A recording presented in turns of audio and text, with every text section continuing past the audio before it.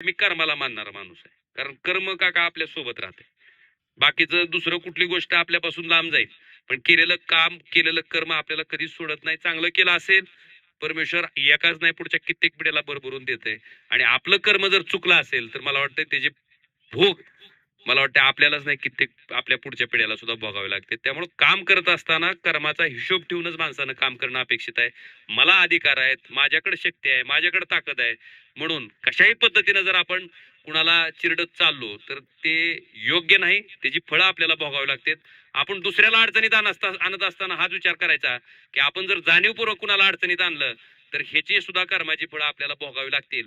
इतकं साधं सोपं जर प्रत्येकानं त्या ठिकाणी अंमलबजावणी आणली, प्रत्येकानं जर वागलं, तर मला वाटत नाही जगातल्या कुठल्याही कोर्टाची, कचेरीची, तहसीलदारकडे जाऊन आमचा रस्ता मोकळा करून दे म्हणून 10-10 अर्ज करायची पाळी कुणालाही येणार नाही. त्याच्यासाठी आणि आपल्याला माहित असते आपलं बरोबर आहे का चूक आहे, आपलं खरं आहे का खोटं आहे, ते 100% आपल्याला माहित असतंय. त्यामुळं आपलं कर्म चांगलं ठेवायचंय का वाईट ठेवायचं हे आपल्या हातात आहे. त्यामुळं तशा पद्धतीचं मार्गक्रमण आपण सुद्धा करणं अपेक्षित आहे.